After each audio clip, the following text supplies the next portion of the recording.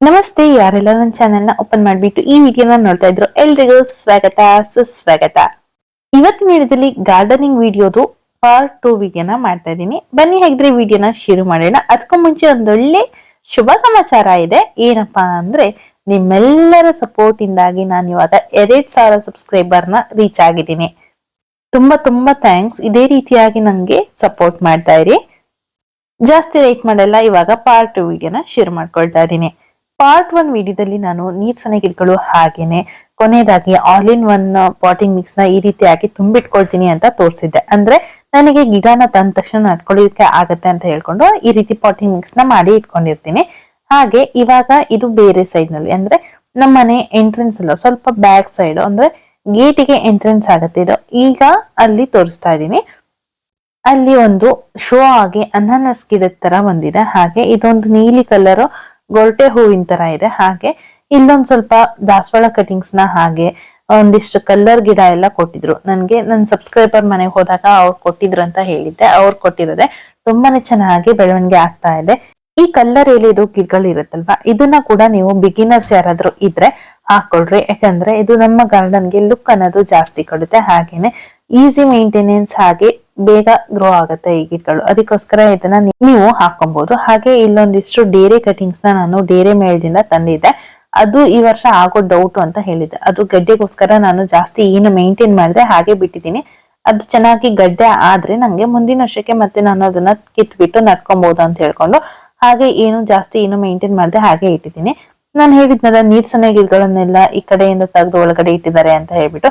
ಕೆಲವೊಂದಿಷ್ಟು ನೀರ್ಸನೆ ಗಿಡಗಳು ನೋಡಿ ಹೊರಗಡೆನೆ ಇದೆ, ಇನ್ನು ಕೂಡ ಒಳಗಡೆ ಏನು ಇಟ್ಟಿರ್ಲಿಲ್ಲ. ಈ ಪಾಟ್ ನಲ್ಲೆಲ್ಲ ಚೆನ್ನಾಗಿ ಡ್ರೈನೇಜ್ ಹೋಲ್ ನಿಂದ ಚೆನ್ನಾಗಿ ನೀರ್ ಹೋಗ್ತಾ ಇತ್ತು. ಕೆಲವೊಂದೊಂದು ಗಿಡಗಳಲ್ಲಿ ಮಾತ್ರ ಅದೇನೋ ಗೊತ್ತಿಲ್ಲ, ಡ್ರೈನೇಜ್ ಹೋಲ್ ಸರಿಯಾಗಿ ಕೂತಿಲ್ವೋ ಏನೋ ಗೊತ್ತಿಲ್ಲ, ಕೆಲವೊಂದು ಗಿಡದಲ್ಲಿ ಸರಿಯಾಗಿ ನೀರ್ ಹೋಗ್ತಾ ಇರಲಿಲ್ಲ. ಕೆಲವೊಮ್ಮೆ ಮಳೆ ಜಾಸ್ತಿ ಆದಾಗ ಅದಕ್ಕೆ ನೀರು ಕೂಡ ಜಾಸ್ತಿ ಆಗತ್ತಲ್ವಾ, ಆ ಟೈಮ್ ನಲ್ಲಿ ಹೊರಗಡೆ ಹೋಗೋದಿಕ್ಕಾಗದೆ ಅದು ಕೂಡ ಒಳಗಡೆ ನಿಲ್ತದೆ. ನಾವು ಎಷ್ಟೇ ಡ್ರೈನೇಜ್ ಹೋಲು ಸರಿಯಾಗಿ ಕೊಟ್ಟಿದ್ರು ಕೂಡ ಕೆಲವೊಮ್ಮೆ ಹಾಗೆ ನಿಲ್ಲುತ್ತೆ ಗಿಡಗಳಲ್ಲಿ ನೀರು. ನೀರು ಮಾಡೋದಿಕ್ ಆಗೋದಿಲ್ಲ. ಅದಕ್ಕೋಸ್ಕರ ನಾವು ಗಿಡಗಳನ್ನ ಸೇವ್ ಮಾಡ್ಬೇಕಂತಾದ್ರೆ ಅದನ್ನ ಚೆನ್ನಾಗಿ ಒಂದ್ ಸ್ವಲ್ಪ ಮೇಂಟೈನ್ ಮಾಡ್ಬೇಕಾಗತ್ತೆ. ಅಂದ್ರೆ ಒಳಗಡೆ ತಂದಿಟ್ಕೊಳ್ಳೋದು ಅಥವಾ ಅಲ್ಲಿ ಪಾಟ್ ನ ಅಡ್ಡ ಬೇಕಾದ್ರೂ ಹಾಕೊಬಹುದು. ಆ ರೀತಿಯಾಗಿ ಬೇಕಾದ್ರೂ ನೀವು ಮಾಡ್ಕೊಬಹುದು. ಹಾಗೆ ಇಲ್ಲೊಂದಿಷ್ಟು ಕಟಿಂಗ್ ಪೀಸ್ ನ ನಡ್ಕೊಂಡಿದ್ದೀನಿ. ಇದೆಲ್ಲ ನಂಗೆ ಕೆಲವೊಂದಿಷ್ಟು ನಂಗೆ ಇದೆಲ್ಲ ನೋಡಿ, ಈಗ ನೋಡ್ತಾ ಇರೋದೆಲ್ಲ ನನ್ನ ಸಬ್ಸ್ಕ್ರೈಬರ್ ಮನೆಯವ್ರು ಕೊಟ್ಟಿರೋದು. ಹಾಗೆ ಈ ಕಡೆ ಫಸ್ಟ್ ತೋರಿಸಿದ್ನಲ್ಲ, 1-2 ಕಡ್ಡಿ ಇತ್ತಲ್ವಾ, ಅದೆಲ್ಲ ರೋಡ್ ಮೇಲೆ ಬಿದ್ದಿತ್ತು. ಯಾರೋ ತಗೊಂಡ್ ಹೋಗ್ತಾ ಬಿದ್ದಿದ್ದು ಏನೋ, ಅದೇನೋ ಗೊತ್ತಿಲ್ಲ ನಮಗೆ. ನಂಗೆ ನನ್ನ ಹತ್ರ ತಂದು ಕೊಟ್ರು, ನಾನು ನಟ್ ಹಾಕ್ದೆ. ಇಲ್ಲೊಂದಿಷ್ಟು ಇದು ಏನ್ ಹೇಳಿ ಮಾಸ್ ರೋಸ್ ಅಂತ ಹೇಳ್ತಾರಲ್ಲ, ಅದ್ರ ಕಟ್ಟಿಂಗ್ ನ ನಾನು ತಂದು ನಟ್ಕೊಂಡಿದ್ದೀನಿ. ನೋಡ್ಬೇಕು ಅದ್ರಲ್ಲಿ ಯಾವ್ಯಾವ ಕಲರ್ ಎಲ್ಲ ಬಿಡುತ್ತೋ ಗೊತ್ತಿಲ್ಲ. ಹಾಗೆ ಕೆಲವೊಂದಿಷ್ಟು ಗುಲಾಬಿ ಕಟಿಂಗ್ಸ್ ನ ನಟ್ಟಿದೆ. ಕೆಲವೊಂದಿಷ್ಟು ಗುಲಾಬಿ ಕಟಿಂಗ್ಸ್ ನ ನಾವು ಎಷ್ಟೇ ಚೆನ್ನಾಗಿ ಬೆಳೆಸಿದ್ರು ಕೂಡ ಕಟಿಂಗ್ ಚೆನ್ನಾಗಿಲ್ದೆ ಅದ್ ಆ ರೀತಿ ಆಗುತ್ತೋ, ಅಥವಾ ವೆದರ್ ಸರಿ ಇಲ್ದೆ ಇರ್ಬೇಕಾದ್ರೆ ಬೇಕಾದ್ರೂ ಹಾಗ ಆಗ್ಬಹುದು. ಯಾಕಂದ್ರೆ ಕೆಲವೊಮ್ಮೆ ನಾವು ಎಷ್ಟೇ ಗಿಡಗಳನ್ನ ನಟ್ರು, ಅಂದ್ರೆ ಕಟಿಂಗ್ ಪೀಸ್ ನ ನಟ್ರು ಕೂಡ ಕೆಲವೊಮ್ಮೆ ಗುಲಾಬಿ ಗಿಡಗಳೆಲ್ಲ ಕಪ್ಪಾಗತ್ತೆ. ಇದೆಲ್ಲ ನೀವು ನನ್ನ ಹಳೆ ವಿಡಿಯೋದಲ್ಲಿ ನೋಡಿರ್ಬೋದು. ಇದೆಲ್ಲ ಇನ್ನೊಂದ್ ಸೈಡ್ ನಲ್ಲಿ ದಾಸವಾಳ ಗಿಡಗಳನ್ನ ನಾನು ಜೋಡಿಸಿಟ್ಟಿದ್ದೆ. ಇದೆಲ್ಲ ಹೊಸದಾಗಿ ತಂದ್ಕೊಂಡಿರೋದು, ಹಾಗೆ ರೀಪಾಟ್ ಮಾಡಿರೋದು. ಅದಕ್ಕೋಸ್ಕರ ಎಲೆಗಳೆಲ್ಲ ಸ್ವಲ್ಪ ಕಮ್ಮಿ ಇದೆ, ಫುಲ್ ಉದುರು ಹೋಗಿತ್ತು ಇದೆಲ್ಲ ಎಲೆಗಳು. ಇವಾಗ ಮತ್ತೆ ಹೊಸ ಚಿಗುರು ಬಂದು ಮಗುಗಳು ಕೂಡ ಕೂರ್ತಾ ಇದೆ. ಇದು ನಮ್ಮ ಮನೆಯ ಹಿಂದ್ಗಡೆ ಸೈಡ್ ನಲ್ಲಿ. ಹಿಂದ್ಗಡೆ ಅಂದ್ರೆ ಸ್ವಲ್ಪ ಗಾರ್ಡನ್ ಅಲ್ಲಿ ಗುಲಾಬಿ ಗಿಡಗಳನ್ನೆಲ್ಲ ಇಟ್ಟಿದ್ದೀನಲ್ಲ, ಆ ಗುಲಾಬಿ ಗಿಡದ ಈ ಕಡೆ ಸೈಡ್ ನಲ್ಲಿ, ಅಂದ್ರೆ ಬ್ಯಾಕ್ ಸೈಡ್ ನಲ್ಲಿ ಸ್ವಲ್ಪ ಜಾಗ ಇದೆ. ಅದು ನೀರ್ ಬೀಳ್ದೆ ಇರುವಂತ ಜಾಗ. ಅಲ್ಲಿ ಸೇವಂತಿಗೆ ಗಿಡಗಳನ್ನ ಇಟ್ಟರೆ ತುಂಬಾನೇ ಚೆನ್ನಾಗತ್ತೆ ಅಂತ ಹೇಳ್ಬಿಟ್ಟು ಅಲ್ಲಿ ಇಟ್ಕೊಂಡಿದೀನಿ. ಬಿಸಿಲು ಕೂಡ ನಾರ್ಮಲ್ ಆಗಿ ಸೇವಂತಿಗೆ ಗಿಡಕ್ಕೆ ಬೇಕಾದಷ್ಟು ಬಿಸಿಲು ಕೂಡ ಸಿಗತ್ತೆ. ಅದಕ್ಕೋಸ್ಕರ ಅಲ್ಲೊಂದು 32 ಕಟಿಂಗ್ ಪೀಸ್ ನ ಹಾಕೊಂಡಿದೀನಿ. ಅದು ಕೂಡ ಬೇರೆ ಒಬ್ರು ತಂದು ಕೊಟ್ಟಿರುವಂತ ಕಟಿಂಗ್ ಪೀಸ್. ಅದ್ರಲ್ಲಿ ಎಷ್ಟು ಕಲರ್ ಇದೆ ಅನ್ನೋದು ಗೊತ್ತಿಲ್ಲ. ಕಟಿಂಗ್ ಪೀಸ್ ಮಾತ್ರ 32 ಕಟಿಂಗ್ ಪೀಸ್ ನ ತಂದು ಕೊಟ್ಟಿದ್ರು ಅವರು. ಹಾಗೆ ಇಲ್ಲಿ ಕೆಲವೊಂದಿಷ್ಟು ಗುಲಾಬಿ ಗಿಡಗಳನ್ನ ಇಟ್ಕೊಂಡಿದೀನಿ. ಗುಲಾಬಿ ಗಿಡನೂ ಕೂಡ ಅಷ್ಟೇ, ಕೆಲವೊಂದಿಷ್ಟು ನಾನು ಊರಿಗೆ ಹೋದಾಗ ಏನಾಯ್ತೋ ಗೊತ್ತಿಲ್ಲ, 2-4 ಗಿಡಗಳು ಸತ್ತೇ ಹೋಗ್ಬಿಟ್ಟಿದೆ. ಕೆಲವೊಮ್ಮೆ ಮಳೆ ಜಾಸ್ತಿ ಆದಾಗ ನಾವು ಗಿಡಗಳನ್ನ ರೀಪಾಟ್ ಮಾಡಿ ಹೊರಗಡೆ ಇಟ್ಟಾಗ್ಲೂ ಕೂಡ ಈ ರೀತಿ ಡ್ಯಾಮೇಜ್ ಆಗುವಂತ ಚಾನ್ಸಸ್ ಇರುತ್ತೆ. ಈ ಕಡೆ ಎಲ್ಲ ನಮ್ಮ ಅತ್ತೆಯವ್ರಿಗೆ ಬರೋದಿಕ್ ಆಗ್ತಾ ಇರ್ಲಿಲ್ಲ. ಅದಕ್ಕೋಸ್ಕರ ಅಲ್ಲಿರುವಂತ ಗಿಡ ಎಲ್ಲ ಹಾಳಾಗ್ಬಿಟ್ಟಿದೆ. ಇಲ್ಲ ಅವ್ರಿಗೆ ಬರೋಕೆ ಆಗೋ ಹಾಗಿದ್ರೆ ಅವ್ರು ಖಂಡಿತವಾಗ್ಲೂ ಗಿಡಗಳನ್ನ ಒಯ್ದು ಒಳಗಡೆ ಇಟ್ಕೊಳ್ತಿದ್ರು. ಆ ಗಿಡಗಳು ಕೂಡ ಉಳಿತಾ ಇದ್ವೇನೋ. ಇದೆಲ್ಲ ನನ್ನ ಹಳೆ ಗುಲಾಬಿ ಗಿಡಗಳು. ಹಳೆ ಗುಲಾಬಿ ಗಿಡ ಅಂದ್ರೆ ಇದಕ್ಕಂದು 4-6 ವರ್ಷ ಆಗಿರ್ಬೋದೇನೋ. ಕೆಲವೊಂದಿಷ್ಟು ಗುಲಾಬಿ ಗಿಡದಲ್ಲಿ ತುಂಬಾನೇ ಚೆನ್ನಾಗಿ ಗುಲಾಬಿ ಹೂಗಳೆಲ್ಲ ಬಿಟ್ಟಿತ್ತು. ಇವಾಗ ಗೊಬ್ಬರ ಹಾಕದೆ ಒಂದು 15-20 ದಿನ ಆಗಿ ಹೋಗಿದೆ. ಅದಕ್ಕೋಸ್ಕರ ಅದು ಚೆನ್ನಾಗಿ ಹೂ ಬಿಡ್ತಾ ಇಲ್ಲ. ಇವಾಗ ಮತ್ತೆ ಅದನ್ನ ಸರಿಯಾಗಿ ಮಾಡ್ಕೊಬೇಕು. ಅದಕ್ಕೆಲ್ಲ ಸ್ವಲ್ಪ ಗೊಬ್ಬರಗಳನ್ನ ಹಾಕೊಬೇಕು. ಹಾಗೇನೆ ಕೆಲವೊಂದು ಗಿಡಗಳಿಗೆ ಹುಳಗಳು ಬಂದಿದೆ. ಅಂದ್ರೆ ಈಗ ಸೆಪ್ಟೆಂಬರ್ ತಿಂಗಳಲ್ಲಿ ಮಳೆ ಬಿಡ್ತಾ ಬರುತ್ತೆ, ಬಿಸಿಲು ಶುರು ಆಗತ್ತಲ್ವಾ, ಆ ಟೈಮ್ ನಲ್ಲಿ ಈ ರೀತಿಯಾಗಿ ಚುಕ್ಕೆ ರೋಗಗಳೆಲ್ಲ ಬರೋದಕ್ಕೆ ಶುರು ಆಗುತ್ತೆ. ಅದೆಲ್ಲ ಕಂಟ್ರೋಲ್ ಮಾಡ್ಬೇಕಾಗತ್ತೆ ನಾವ್ ಇವಾಗ. ಹಾಗೆ ಗುಲಾಬಿ ಗಿಡಗಳ ಬಗ್ಗೆ ಎಲ್ಲ ತೋರಿಸಿದಾಯ್ತು. ಇವಾಗ ಇದೆಲ್ಲ ನೋಡಿ, ಇದೆಲ್ಲ ನಮ್ಮ ತೋಟ.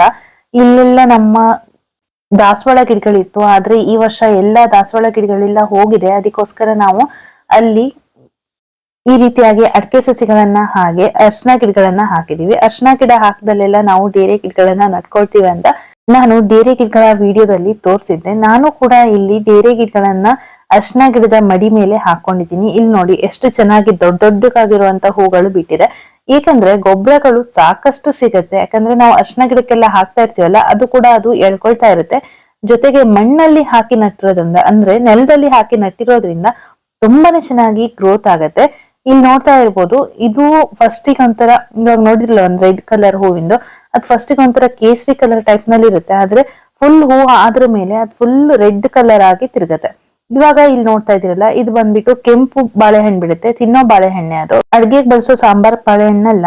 ಹಾಗೆ ಇದೆಲ್ಲ ನೋಡಿ, ಇದೆಲ್ಲ ನಮ್ಮ ಮನೆ ಎಂಟ್ರೆನ್ಸ್ ನಲ್ಲಿ ನಾನು ಕೆಲವೊಂದಿಷ್ಟು ಜರ್ಬೇರ ಗಿಡಗಳನ್ನ ಇಟ್ಕೊಂಡಿದೀನಿ. ಹಾಗೇನೆ ಜಿರೇನಿಯಂ ಗಿಡಗಳನ್ನ ಇಟ್ಕೊಂಡಿದೀನಿ. ಹಾಗೆ ಒಂದೆರಡು ಬಿಗೋನಿಯಾ ಗಿಡಗಳನ್ನ, ಯಾರೋ ಒಬ್ರು ಕಮೆಂಟ್ ಮಾಡಿದ್ರು, ಹೌದು ಅದ್ ಬಿಗೋನಿಯಾ ಅಂತ ಹೇಳ್ಬಿಟ್ಟು. Thank you so much. ನಂಗೆ ಅದ್ರ ಹೆಸರು ಸರಿಯಾಗಿ ಗೊತ್ತಿರ್ಲಿಲ್ಲ, ನೀವು ಹೇಳಿದ್ಕೆ ನಂಗೆ ಕರೆಕ್ಟ್ ಆಗಿ ಗೊತ್ತಾಯ್ತು. ಈಗಂತೂ ಜರ್ಬೇರ ಗಿಡಗಳಲ್ಲಿ ತುಂಬಾನೇ ಚೆನ್ನಾಗಿ ಹೂಗಳು ಬಿಡ್ತಾ ಇದೆ. ತುಂಬಾನೇ ಖುಷಿ ಆಗುತ್ತೆ. ಮೊದ್ಲಿಗೆ ಈ ಗಿಡನ ನೋಡೋದಿಕ್ ಆಗ್ತಿರ್ಲಿಲ್ಲ. ಒಂದೆರಡು ಗಿಡಕ್ಕೆ ಫಂಗಸ್ ಬಂದ್ಬಿಟ್ಟು ಒಂಥರ ಆಗಿ ಹೋಗ್ಬಿಟ್ಟಿತ್ತು. ಅದ್ರಲ್ಲೂ ಕೆಲವು ಎರಡು ಗಿಡಕ್ಕೆ ಇನ್ನ ಫಂಗಸ್ ಅನ್ನೋದು ಕಮ್ಮಿ ಆಗಿಲ್ಲ. ಆದ್ರೂ ಕೂಡ ಅದ್ರದ್ದು ಎಲೆಗಳನ್ನೆಲ್ಲ ಕಟ್ ಮಾಡಿ ಇವಾಗ ಚೆನ್ನಾಗಿ ಹೊಸ ಚಿಗುರುಗಳು ಕೂಡ ಬರ್ತಾ ಇದೆ. ಅದಕ್ಕೆ ಈ ರೀತಿಯಾಗಿ ಮನೆ ಅಂಗಳದಲ್ಲಿ ನಾವು ಹೂ ಗಿಡಗಳನ್ನ ನಟ್ಟಾಗ ನಮ್ ಕಣ್ಣು ಅನ್ನೋದು ತುಂಬಾನೇ ತಂಪಾಗತ್ತೆ. ಈ ರೀತಿಯಾಗಿ ಹೂ ಬಿಟ್ಟಾಗ ಜಿರೇನಿಯಂ ಮೇಂಟೆನೆನ್ಸ್ ಹೇಗೆ, ಏನು ಎತ್ತ ಅನ್ನೋದು ಕೂಡ ಮುಂದಿನ ವಿಡಿಯೋಗಳಲ್ಲಿ ನಾನು ನಿಮ್ ಜೊತೆಗೆ ಶೇರ್ ಮಾಡ್ತಾ ಹೋಗ್ತೀನಿ. ಹಾಗೆ ಗಿಡ ಬುಷಿಯಾಗಿ ಬರ್ಬೇಕು ಅಂದ್ರೆ ನಾವು ಯಾವಾಗ್ಲೂ ಪಿಂಚಿಂಗ್ ನ ಮಾಡ್ತಾ ಇರ್ಬೇಕು. ಅದು ನಾನು ಪ್ರತಿಯೊಂದು ವಿಡಿಯೋದಲ್ಲಿ, ಅದರಲ್ಲೂ ನನ್ನ ಗಾರ್ಡನ್ ನಲ್ಲಿ ನಾನು ಗಿಡಗಳನ್ನ ರೀಪಾಟ್ ಆಗ್ಲಿ ಅಥವಾ ಬೇರೆ ಬೇರೆ ರೀತಿಯಾದಂತ ವಿಡಿಯೋಸ್ ನಲ್ಲಿ ಹೇಳ್ತಾನೆ ಇರ್ತೀನಿ. ಪಿಂಚಿಂಗ್ ಅನ್ನೋದು ಇಂಪಾರ್ಟೆಂಟ್ ಗಿಡಗಳಿಗೆ ಅಂತ ಹೇಳ್ಬಿಟ್ಟು. ಬುಷಿಯಾಗಿ ಬರ್ಬೇಕು ಅಂದ್ರೆ ಗಿಡನ ಪಿಂಚಿಂಗ್ ಮಾಡ್ತಾ ಇರ್ಬೇಕು. ಹಾಗೆ ಇದೆಲ್ಲ ನೋಡ್ತಾ ಇರ್ಬೋದು, ಇದೆಲ್ಲ ನನ್ನ ಸೇವಂತಿಗೆ ಗಿಡಗಳು. ಇದೆಲ್ಲ ನಾನು ನರ್ಸರಿಯಿಂದ ಕಲೆಕ್ಟ್ ಮಾಡ್ಕೊಂಡ್ ಬಂದು ರೀಪಾಟ್ ಮಾಡಿರುವಂತ ವಿಡಿಯೋ ಹಾಕಿದ್ನಲ್ಲ, ಆ ವಿಡಿಯೋದಲ್ಲಿ ನಟ್ಟಿರುವಂತ ಗಿಡಗಳೇನೆ ಇವ ಎಲ್ಲ. ಅಂದ್ರೆ ಇವಾಗ ಇದೆಲ್ಲ ಹೊಸದಾಗಿ ಮತ್ತೆ ಚಿಗುರು ಒಡೆದು ಮತ್ತೆ ಇದ್ರಲ್ಲಿ ತುಂಬಾನೇ ಹೂಗಳು ಕೂತ್ಕೊಂಡಿದೆ. ಇದಕ್ಕೆಲ್ಲ ನಾನು ಪಿಂಚಿಂಗ್ ನ ಮಾಡಿಲ್ಲ, ಜಾಸ್ತಿ ಮೊಗ್ ಬರ್ಲಿ ಅಂತ ಎಕ್ಸೆಪ್ಟ್ ಮಾಡ್ಲಿಲ್ಲ. ಏಕಂದ್ರೆ ಫಸ್ಟ್ ಅದು ಜೀವ ಬಂದ್ರೆ ಸಾಕಾಗಿರುತ್ತೆ ಅಂತ ಹೇಳ್ಬಿಟ್ಟು ಅದನ್ನ ನಾನು ಹಾಗೆ ಬಿಟ್ಬಿಟ್ಟಿದೆ. ಹಾಗೆ ಇಲ್ಲೊಂದು ಗಿಡ ನೋಡ್ತಾ ಇರ್ಬೋದು, ಅದಕ್ಕೆ ಏನೋ ತಾಗಿದೆ, ಏನೋ ಇಲಿನೋ ಏನೋ ತಾಕ್ಸಿ ಏನೋ ಮಾಡ್ಬಿಟ್ಟಿದೆ ಆ ಗಿಡಕ್ಕೆ. ಅದು ಸರಿಯಾಗಿ ಆಗಿಲ್ಲ. ಅದು ಚೆನ್ನಾಗಿ ಮೊಗ್ಗೆಲ್ಲ ಕೂತಾಗ ಅದೇನೋ ಪ್ರಾಣಿಗಳನ್ನ ಏನೋ ಹಾಳ್ ಮಾಡಿದೆ ಅದಕ್ಕೋಸ್ಕರ ಅದೊಂದ್ ಸ್ವಲ್ಪ ಬಾಡ್ದಾಗೆ ಆಗೋಗ್ಬಿಟ್ಟಿದೆ. ಹಾಗೆ ಇಲ್ಲಿ ನೋಡ್ತಾ ಇದೀರಲ್ಲ, ಅದೊಂದು ಕಲ್ಲರ್ ಗಿಡ ಇದೆಲ್ಲ, ಅದನ್ನ ನಾನು ಮೀಶೋ ಇಂದ ಕಲೆಕ್ಟ್ ಮಾಡ್ಕೊಂಡಿರೋದು. ಇಲ್ಲೆಲ್ಲ ತುಂಬಾನೇ ಚೆನ್ನಾಗಿ ಮಗುಗಳೆಲ್ಲ ಕೂರ್ತಾ ಇದೆ. ನೋಡೋದಿಕ್ಕೆ ತುಂಬಾ ಖುಷಿ ಆಗುತ್ತೆ. ಹೂ ಬಿಟ್ಟಾಗ ನಿಮ್ ಜೊತೆಗೆ ಮತ್ತೆ ವಿಡಿಯೋನ ಶೇರ್ ಮಾಡ್ತೀನಿ ನಾನು. ಇದು ನಮ್ಮ ತುಳಸಿ ಕಟ್ಟೆಯ ಹಿಂದ್ಗಡೆ. ಇಲ್ಲೆಲ್ಲ ನಾನು ಸ್ಟಾರ್ ಹೂವಿನ ಗಿಡಗಳನ್ನ ಇಟ್ಕೊಂಡಿದ್ದೀನಿ. ಕೆಲವೊಬ್ರು ಹೇಳ್ತಾರೆ ಇದನ್ನ ಮಳೆಗಿಟ್ರೆ ಹಾಳಾಗತ್ತೆ ಅಂತ ಹೇಳ್ಬಿಟ್ಟು.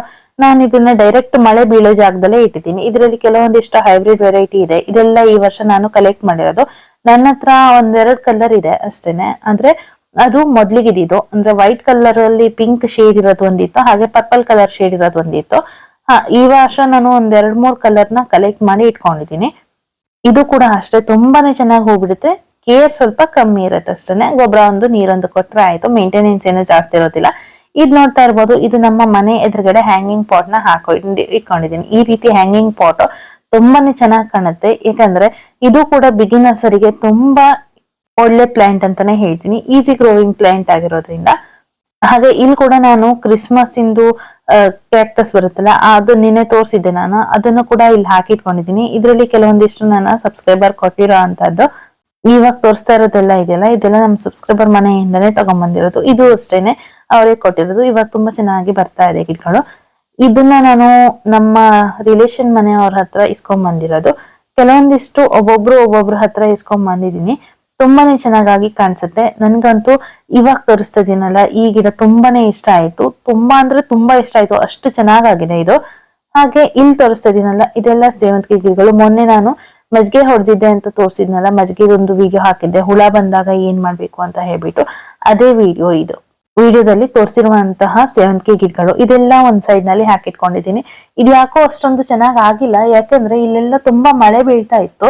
ಮೇಲ್ಗಡೆಯಿಂದ ಮಳೆ ಡೈರೆಕ್ಟ್ ಆಗಿ ಬಿದ್ದು ಅದ್ರದ್ದು ಎಲೆಗಳೆಲ್ಲ ಉದ್ರಿ ಹೋಗ್ಬಿಟ್ಟಿದೆ. ಅಷ್ಟೊಂದು ಚೆನ್ನಾಗ್ ಆಗಿಲ್ಲ. ಆದ್ರೂ ಕೂಡ ಮೊಗ್ಗುಗಳು ಅನ್ನೋದು ತುಂಬಾನೇ ಕೂತ್ಕೊಂಡಿದೆ.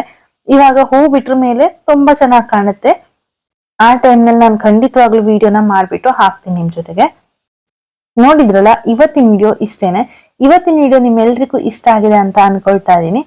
ವಿಡಿಯೋ ಸ್ವಲ್ಪನಾದ್ರೂ ಇಷ್ಟ ಆಗಿದ್ರೆ, ಇನ್ಫಾರ್ಮೇಟಿವ್ ಅನ್ಸಿದ್ರೆ, ಹಾಗೆ ತುಂಬಾ ಜನ ನನ್ನ ವಿಡಿಯೋಸ್ ನ ನೋಡ್ಬೇಕು ಅಂದ್ರೆ ದಯವಿಟ್ಟು ವಿಡಿಯೋನ ಶೇರ್ ಮಾಡಿ, ಹಾಗೆ ಹೆಚ್ಚಾಗಿ ಲೈಕ್ ಮಾಡಿ. ನಿಮ್ಗೆ ಹೇಗ್ ಅನ್ಸ್ತು ಅಂತ ಮಿಸ್ ಮಾಡದೆ ನಂಗೆ ಕಮೆಂಟ್ ಮಾಡಿ.